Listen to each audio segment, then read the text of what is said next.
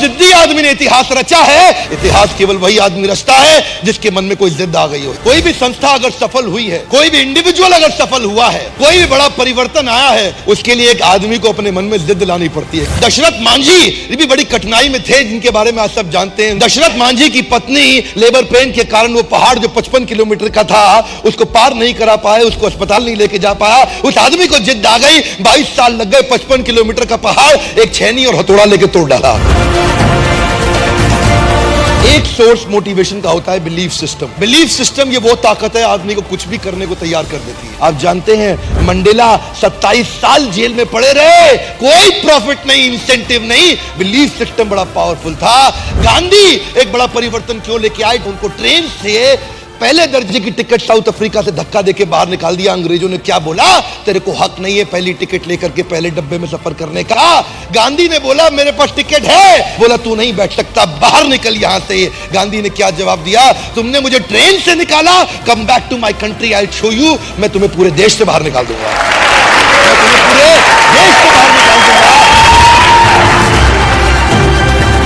एक आदमी कभी भी इतिहास रचता है किसी जिद के कारण, एक बिलीफ सिस्टम के कारण। यह बिलीफ सिस्टम कमजोर भी हो सकता है, मजबूत भी हो सकता है। यह बिलीफ सिस्टम ऑर्डिनरी भी हो सकता है, एक्स्ट्रा ऑर्डिनरी भी हो सकता है। मेरी कौम जो बचपन से बहुत तकलीफों के साथ रही, एक लड़के को उसने नॉर्थ ईस्ट के एशियन गेम जीतते हुए देख लिया, उस दिन उसको जिद आ गई कि मैं खुद अपने स्टेट का नाम करूंगी। उस दिन उसको जिद आ गई, बहुत बड़ी हो चुकी थी, आज तक कभी बॉक्सिंग नहीं करी, लेकिन उसने कमाल कर दिया। लोग जब भी कमाल करते हैं किसी जिद के कारण करते हैं। ऑर्डिनरी मेंटालिटी के लोग ऑर्डिनरी जीवन बिता करके मर करके चले जाते हैं संसार से, उनको कोई नहीं पूछता। केवल एक्स्ट्राऑर्डिनरी आदमी कर सकता है कोई काम। ऐसा कोई हिंदुस्तानी जो भगत सिंह के बारे में ना जानता हो। उसके पिताजी ने बोला, उसकी मां ने बोला, बेटे तेरी शादी तय हो गई है, तेरी शादी तय हो गई है। कानपुर चिट्ठी लिख करके भाग गए छोड़ के वहां से, कि बोले कि मैंने अपना ये शरीर आज अपने देश को दे दिया है, बहुत बड़े कारण के लिए। एक लड़की को नहीं देना चाहता ये जीवन, पूरे देश को देना चाहता हूं। बड़ा जिद्दी आदमी थे।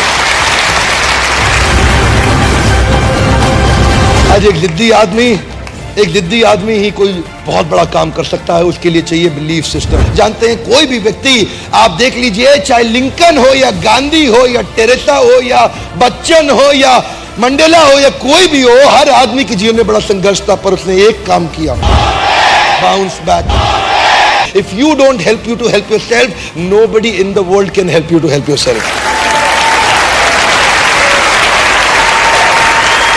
लड़की के बारे में सोच रहा था, मलाला यूसुफजाई, जो 12 साल की उम्र में वो लड़की को उसने क्या बोला, टीवी पे एक इंटरव्यू में बोल दिया, तालिबान की क्या औकात, हमारी लड़कियों की पढ़ाई को रुकवा दे, उनके पास अधिकार नहीं है, मैं पढ़ना चाहती हूं, मैं पढ़ूंगी। और कुछ ही दिनों के बाद 2013 में क्या हुआ, एक आदमी बंदूक लेकर के तालिबानी उठा, बस को खोला, बस के अंदर घुस गया उसकी स्कूल की बस में और पूछा कौन है मलाला? वो बोली मैं हूं मलाला, और 3 गोलियां मारी, उसके सर से निकल के फट के कंधे में आ गई। और जानते हैं आप में से कई लोग होंगे जिनका 12 साल का बच्चा होगा। 12 साल के बच्चों को 3 गोलियों से मार दो, और उसने अपने आंदोलन को और तेज कर दिया। नोबेल पीस प्राइज, दुनिया का सबसे बड़ा अवार्ड उसको मिला, उसी लड़की को, इतनी छोटी उम्र के अंदर। एक व्यक्ति इतिहास तभी रचता है जब वो जिद्दी हो जाता है। जिद को बड़ा करना चाहिए, अपनी जिद को बड़ा करो, अपनी जिद को पालो। जिस दिन इतनी हिम्मत आ गई, आप अपनी जिद को पाल के बड़ा कर गए, आपको सफलता के नए रास्ते मिल जाएंगे, और अगर नहीं मिले तो आप खुद नया रास्ता बना देंगे।